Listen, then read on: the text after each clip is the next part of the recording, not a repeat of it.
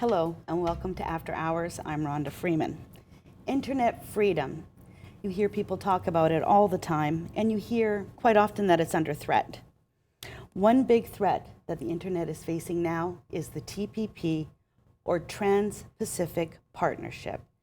Here to talk to us about this today is Meghan Sali of the OpenMedia. Hi, Meghan. Hi. So, what is internet freedom? So internet freedom has a couple of different facets. At OpenMedia, we talk about the three pillars of internet freedom. That's access, so do people have affordable access to the internet? Privacy, so is your private communications free from government surveillance?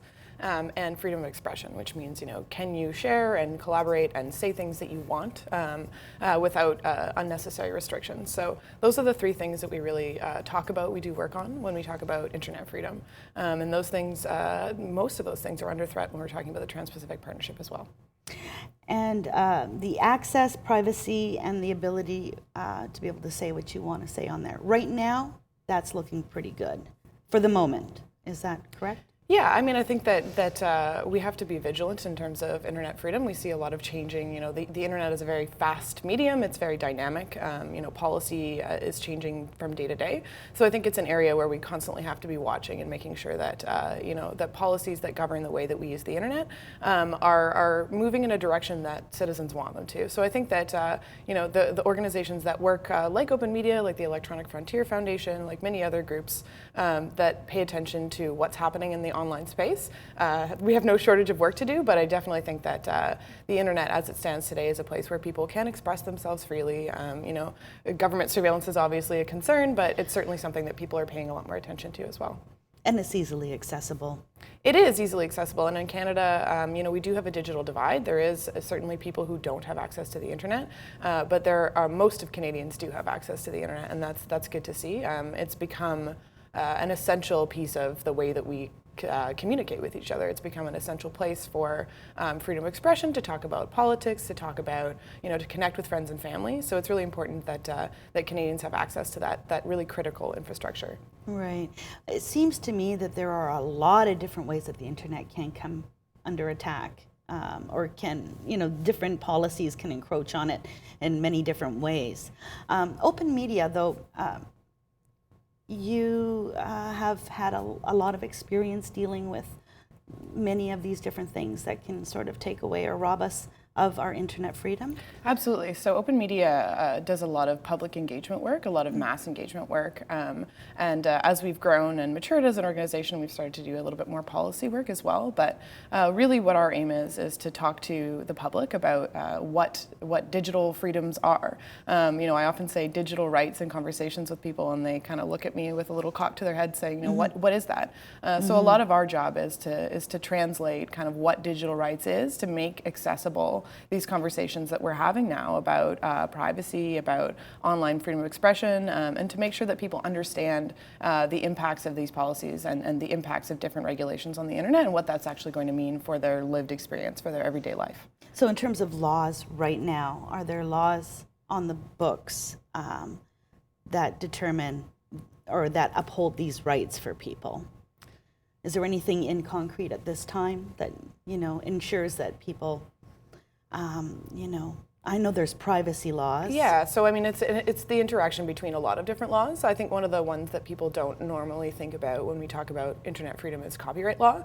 And copyright law has a big impact on what we are allowed to say and do and see online. And that's one of the big concerns, I think, when we look at the Trans-Pacific Partnership, is that things that actually affect the way that we are able to communicate with each other online come in the form of innocuous copyright law or other types of policies that you wouldn't expect would impact what exactly you're allowed to say and see and do on the internet. So those are places that we definitely look, and there are definitely laws that are attempting to find the right balance for freedom of expression in terms of copyright law, but privacy laws, we definitely do have quite a few of those in the books. They could be better. We did have the Council of Canadians on to discuss the TPP and what it is, and I think it's 12, 13 countries that are signing a trade agreement. Now, when I hear trade agreement, I think of sort of goods, transfer of goods and things. I would not automatically think that this would be affecting the internet. How can a trade agreement, although I will say, yes, the TPP seems to have 1,000 different arms and it seems to reach into 1,000 different places. But how would a trade agreement, is it strictly through copyright that it would affect the internet? Like, is that how it works? Yeah, so it's copyright and intellectual property. And I think that that is a common concern. One of the things that we're finding is that trade agreements are now, like you said, becoming these expansive kind of octopus agreements that go into every corner of everybody's everyday life. And I think that what we're seeing now, that's quite different from the way that people would imagine trade is normally conducted, is that things like digital policy are being kind of laundered through these international trade agreements. There's only a few chapters in the Trans-Pacific Partnership that are about things, like tariffs and imports and exports that I think Canadians would normally associate with trade policy. And the rest of the agreement touches, on every facet of daily life. It touches on things like our medical care. It touches on things like internet governance. It touches on things that have to do with food safety. It's really this very broad and expansive agreement. And I think that is a big part of what we need to talk to people about, is that it's not just trade, because free trade is great. It's great to be able to share with countries, to connect, and to be able to make the world smaller in a good way. But at the end of the day, I think that we need to have a conversation about what other things the Trans-Pacific Partnership is doing, and what kind of policies are potentially hidden in the Trans-Pacific Partnership that people wouldn't associate with trade policy. Internet governance, and I hear about this quite a bit. Now, recently, some portion of this has transferred over to the UN, from the United States to the UN. And I think that had something to do with the URLs, or, I'm not really tech savvy, so that's one facet. The TPP is going to affect internet governance on top of that, or in a different way? How exactly does that work? It's more that it's a digital policy. So I think that the Trans-Pacific Partnership is one of the first international trade agreements that we're seeing has an intellectual property chapter all on its own. So the IP chapter really covers all sorts of things, but it touches a lot on digital trade. And so things like copyright are discussed there, things like digital rights management technologies, which is hardware or software that keeps people from using devices the way that they want to.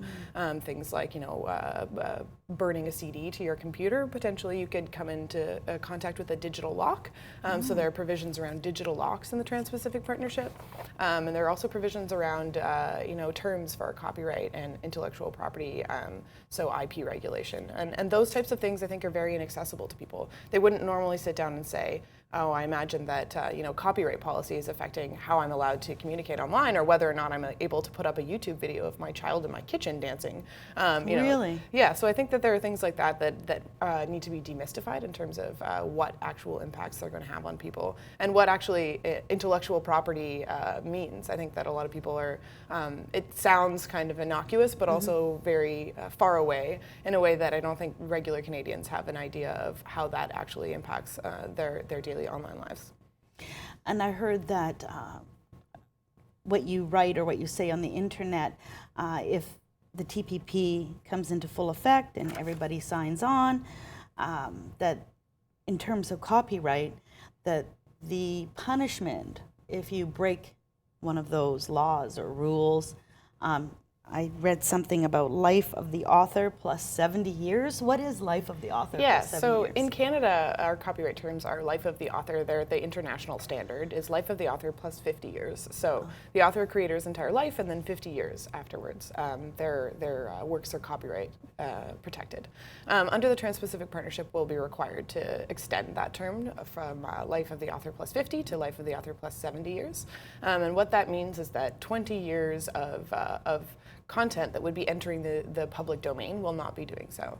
So in addition to making it more difficult for artists and creators who are of the newer generation and who are remixing and using our extensive cultural mosaic to be able to create new works, it's going to be a lot harder for those people because they get to draw on the public domain, which is really a wealth of art and information that people get to create anew. So that's going to be difficult, and in addition, extending copyright terms is going to cost Canadians money.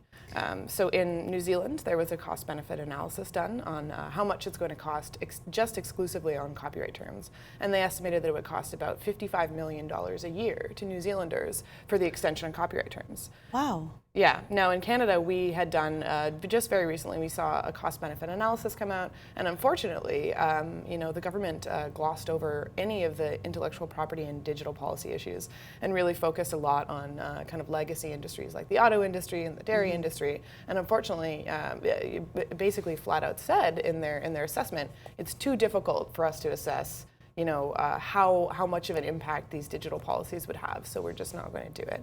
But I think that we can assess, from other countries and from the studies that have been done there, that if New Zealand is about 1/10 of the size of Canada, and they're going to be estimating $55 million a year in losses, that we can expect, Canadians are going to be paying in the hundreds of millions of dollars a year more to access art and cultural productions. And how would that fee get transferred onto the average everyday Canadian? Would it be in the amount of money that we pay to our internet providers? It's in terms of, so things that are passing into the public domain will no longer be passing into the public domain. And public domain material is free to be remixed and reused by anybody. It is free to be resold at whatever price in a commercial manner or in a non-commercial manner. You're allowed to use this content. As the copyright continues to extend, the monopolies owned by the copyright holders extend as well. So they have the ability to charge whatever they want for it. So for example, there's a really great case of a Canadian company called Stargrove Entertainment that recently started selling a Beatles record that had come into the public domain. It was a sound recording of a concert that had come into the public domain. Oh, by public domain, you mean? It's a freedom. Exactly. It's a freely accessible. So things that are in the public domain are, potentially like books that have gone out of copyright. So, for example, last year, all of Ian Fleming, the creator of James Bond, all of his work came into the public domain, which means that there's no longer a copyright on it. Nobody owns the copyright. It's free for you or I or anybody else to pick up and use the characters to buy a book, to resell it, to do whatever you want with it, essentially. And the public domain is really important in terms of feeding artistic works. I think that most people recognize that art and culture is created in a kind of pyramid that's stacked on top of those who have come before us. That's the way that we're able to interact with our culture around us. And I think that having a rich, accessible public domain is really important for not only arts and culture, but important for public discourse and the ability to talk about the things that are around us. So when we talk about things like life of the author plus 50 years, that's already a very long time when you think about how long it is before you can really have access to those works that have been created. And when you're extending those copyright terms, really it's just giving profits to a very slim margin of like intellectual property holders. When we talk about how copyright is maybe good for artists, in these contexts, those artists have been dead for 50 and now 70 years. So realistically, who's benefiting from these copyright terms? It's the big companies, it's the Sonys and the Universals, it's these large intellectual property holders that are essentially just extending their monopolies on the content that they have. So you were saying there was a company, Stargrove, and so a company, Stargrove Entertainment, that was actually selling a Beatles record that had come into the public domain, right. And they were selling, I think, for like $8 at Walmart or something like that, which is great. It was a new Canadian company. It allowed people to access music that they love, right. And unfortunately, the government was lobbied the last federal government was lobbied to extend the copyright for sound recordings on just the sound recordings, because this was a particular instance in which the copyright holder who owned a monopoly on the Beatles records did not want people to be accessing that for a much cheaper price. So that's really where the public domain comes in. Realistically, now that Beatles album was in the public domain, people could take it, sell it for however much they wanted, remix it into a new work, do whatever they wanted. But now, after lobbying, the term has been extended, and now that is, if you want to listen to that Beatles album, you're going to pay $20 for it instead of an $8 album. So I think that's where you're going to see the increased cost to Canadians, is the increased cost of accessing content that is now under copyright.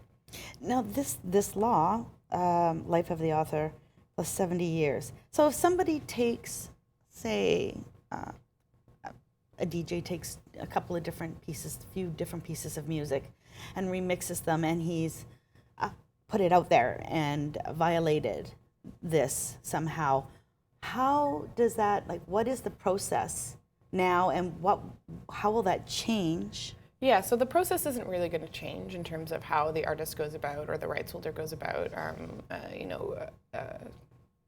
disagreeing with people who have used their content.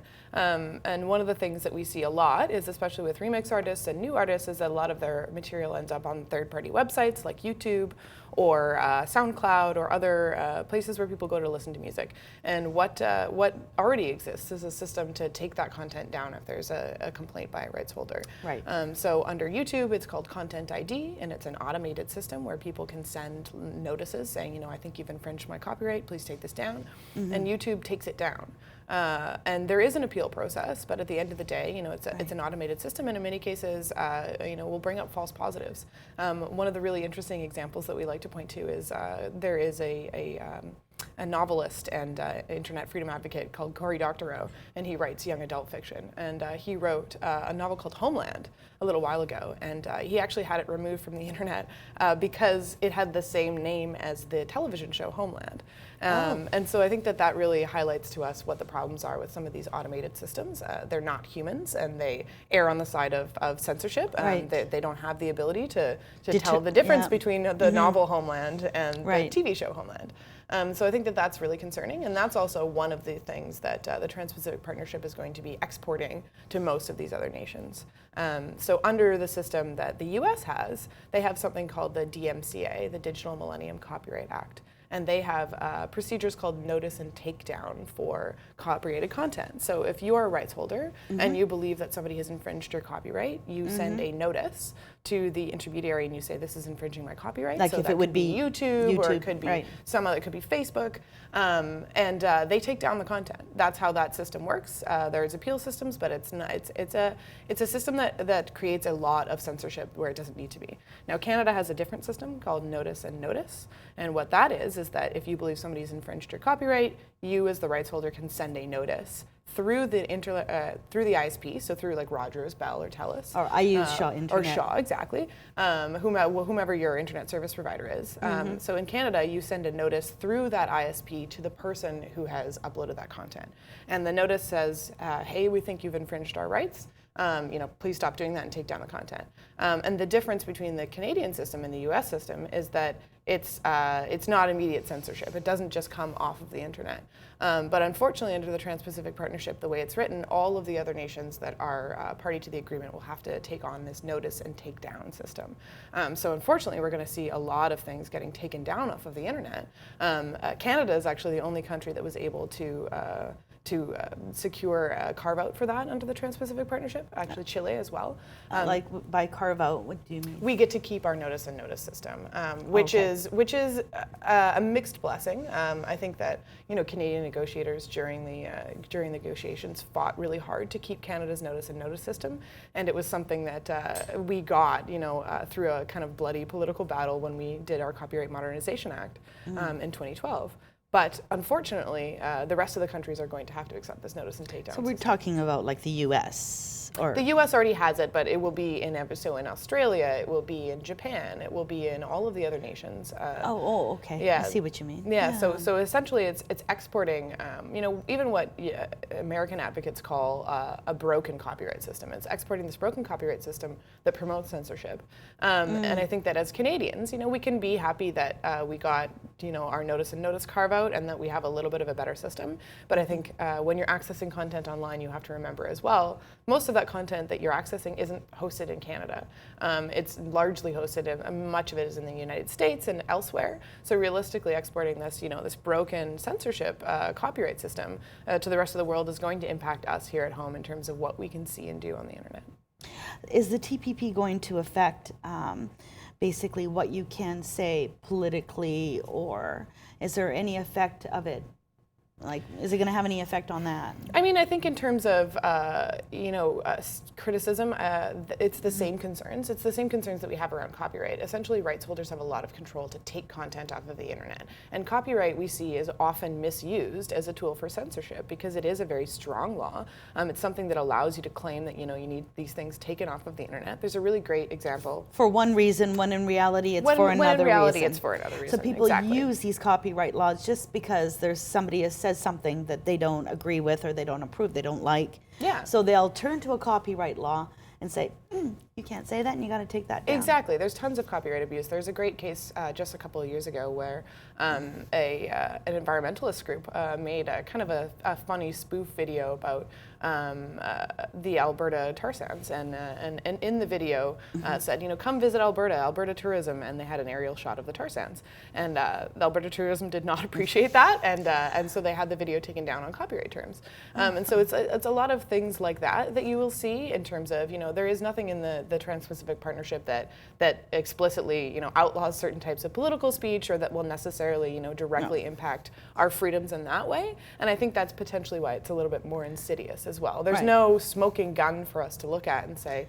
this is really going to this is against human rights. Exactly. Yeah. Exactly. It's just an extension and expansion of copyright laws that we see are often being misused. And on the balance side, in the Trans-Pacific Partnership, all of the provisions that are written to protect rights holders and are written to protect, corporate interests are mandatory, and all of the provisions that are written in, to protect the rights of users and individuals and internet users are not mandatory. They're all aspirational, and so it's unfortunate that we end up in a position where we're trying to achieve balance, I think, and it would be really great if the provisions that say you have to, promote and protect digital rights in the public domain, if those were actually required, as opposed to just lightly suggested. Right. So what happens now? What can people do? Right now, I think Canada has pretty much signed on to the TPP, but the United States hasn't. So the situation that we're in right now is that all of the countries that are party to the Trans-Pacific Partnership have signed the agreement. Okay. But as Chrystia Freeland, our trade minister, described it when she was right after the deal was signed, she said, signing is like dating and ratifying is like getting married. So right now we've signed on to the agreement, and that really doesn't mean a lot other than we're moving into the ratification phase. So it was February this year that we signed the agreement. That's right. Yeah. And we have 2 years from that date, each country does, to go back to their national parliaments and ratify the Trans-Pacific Partnership. And that's where people can really have the most impact right now, is that our government is doing a consultation on, how Canadians feel about the Trans-Pacific Partnership. It's being done at a couple of levels. So at one level we have the government itself, the Liberal government, going around and doing consultations with individual groups. Unfortunately, I don't think the results of those consultations are very accessible to Canadians. There isn't a lot of information about what's being said. No, I hear about it basically nowhere. Yeah, and so that's one of the processes that is happening, but concurrently there's a process happening in Parliament. There's a parliamentary committee called the Standing Committee on International Trade, and they've been tasked with studying the Trans-Pacific Partnership and tabling a report in the House of Commons based on feedback from Canadians. So OpenMedia actually for the last several months has been working to get Canadians to submit their thoughts in the form of a brief to the Standing Committee on International Trade, and to really let them know where they stand on the Trans-Pacific Partnership. This government has promised to consult widely, and I think is bound to hear everyone out. Canadians, to listening to Canadians, exactly. So we've created a tool at LetsTalkTPP.ca where Canadians can go and they can take a look at some of the resources that we suggest people read before they, to help them form an opinion. It's really important that people find out what's going on and get involved, because this is the future of their internet, of the kind of internet and cultural influence that their children will have or not have. Exactly, absolutely. And the Trans-Pacific Partnership is the largest trade agreement in the history of the world. So it's a pretty big deal. And I think that even when we look at the amount of people that are currently aware of it or that are currently concerned about it, it's still a very small segment of Canadians. It's still a very limited understanding that many people have of the Trans-Pacific Partnership, and I think that that's it's by design. The TPP is a 5,000-page agreement. It's meant to be complicated. It is seems to meant me. to be I looked through It and is. it's crazy. I mean, Like, and what you're reading is, trade policy, right? So you're reading Right. something that's like a legal text. But at the end of the day as well, Canadians and even our representatives should know what they're asking and should know what they're voting on. And it's almost impossible that you could expect anyone to have read or whole understand thing. what's in the Trans-Pacific Partnership. It is a massive. I hear most people haven't read the whole thing. Oh, I don't think any of our representatives have read the whole thing. I mean, that's And that's so dangerous. It is very dangerous, and it's dangerous to ask them to vote on something that they don't know what is actually in the agreement. And I think that that's definitely where we're asking Canadians to raise their concerns. Another big concern that we had with the whole process is that, until the very end of the process, the text was secret. Nobody Yes. could see it or assess it. That's very unhealthy. It seems to me that when you have a system that's so closed, or where they're hiding something, or they're hesitant on letting people in to really take a look at it, it's because they know that there's stuff in there that you're not going to like. Yeah, there's a big conversation that happens a lot around policy laundering as well. So many of these things that are in the Trans-Pacific Partnership, it reads like a wish list for these big companies. And many of these laws, I think, that they're trying to get through in the Trans-Pacific Partnership are things that they would have difficulty passing in national parliaments. So it's really taking it out of the hands of the democratically elected representatives of a country, moving it into this secretive, inaccessible trade process that really had no opportunity for citizen stakeholder engagement. They really didn't make an opportunity for people to get involved in the process. And I think that really shows in the results. We take a look at the results and it shows that it wasn't written with the input of citizens. Right. Because we would never agree to many of these things that are in the Right. Trans-Pacific Partnership. And it seems to me, if you just say, my elected, representatives, they're taking care of things. They'll take care of it, and I don't have to worry about this. And when you don't actively work to have your voice heard, it seems that you lose a right. And once you lose a right, getting it back is impossible. It's much harder, yeah. And it's a very slippery slope when you start doing that and you're expecting other people to voice concerns. So it's really important that everybody get involved with this. It is, and I mean, that's also the way that our democracy works. Our representatives are expecting to hear from us on this, and I think that's why, we're really hopeful that the more people raise their concerns, the more people that speak out about this issue and talk to their representatives, the more our government will be bound to doing something that is representing the interests of Canadians. And at the end of the day, who would benefit most from the TPP? The corporations? Oh gosh, yeah. I mean, at the end of the day, the people who are going to benefit, in particular in the intellectual property segment, is going to be large rights-holding organizations, huge tech companies. These are largely foreign organizations. I think that's one of the reasons why we see Canadian innovators raising concern about the TPP, because the IP provisions are really written from a U.S. perspective, and realistically, they don't do a lot for Canadians. They don't do a lot for Canadians in terms of promoting innovation, promoting new business, and so I think that there's concern on many sides, not just in terms of what it's going to do to our online freedoms, but also in terms of what it's going to do to Canada's ability to compete in the next generation of high-tech jobs and innovation. So it's really important that everybody get involved. And how can people get involved? Is there a website they should go to? Absolutely, yeah. So I would encourage people to go to LetsTalkTPP.ca. And what you can do there is you can write a brief to the Standing Committee on International Trade. They're closing their consultation on October the 31st, so it's really important that you do it. Yeah. Is there anything scarier than TPP? I don't think so. No, I know. I said that in the last interview with somebody. Yeah, so I mean, go to the website, take time to think a little bit about what your position is on it, and when you send your message, it'll go right through to your MP and also to the Standing Committee on International Trade. Well, thank you for coming and talking to us. Thank you so much for having me. And thank you for being with us. Get involved. It's your world.